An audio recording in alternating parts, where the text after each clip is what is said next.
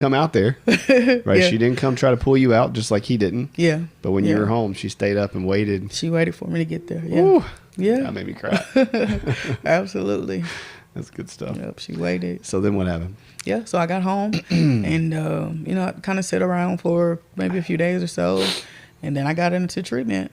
I got into SUDS at the VA. Okay. Yep. Went there, graduated. Let's see. Tell for people who don't know what SUDS. SUDS is a substance abuse program at the VA. It's a 28-day program, rehab basically. And so I went to rehab at the VA and graduated, and then I went to I went to another one because I felt like 28 days wasn't enough, but that's all I could get into at that time. Right, it's not. Right. So, but that's all I could get into at that time. So I went to another one through was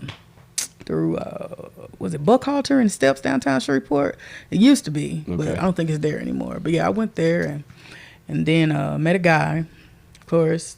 He worked there, and we got together, moved in with each other, right? And then because this filter's still not fixed, right? Yeah, man, I had some real, because like the guys back then I was talking to was older guys. I had some like really, really, really bad daddy issues. And yeah, for real, like, yeah. I mean, I say that like, to be funny, but also in seriosity, I really did have some daddy issues. Well, of course, you didn't have one. Right. Yeah, right. We're longing for that connection. When we don't have a father who models appropriate boundaries, respect, attachment, healthy love and affection that's not sexual.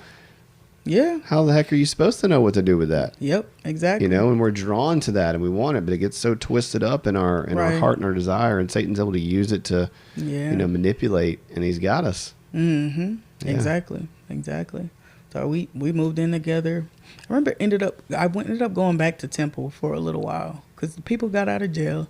I was talking to them on a regular basis, and that convinced me to come back out there. Went out there, of course, relapsed, came back, and so the apartment that me and this guy was staying in, I went out and relapsed again, just relapse after relapse, and apparently that same night he went out and relapsed too.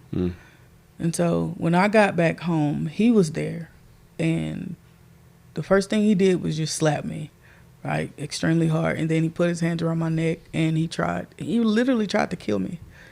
And I don't know, it had nothing but the grace of God stopped him until I almost blacked out. How hard he was choking me, I almost blacked out, but nothing but the grace of God stopped him from killing me that night. And I ended up getting to my phone, calling the police, and he ended up he had a warrant for something old, and when he went to jail. And so my mom, she came the next day with my uncle and his truck and his, stuff. He got all my furniture and stuff, and I moved back to Castor. And I moved in with my sister. My sister, she was a social worker.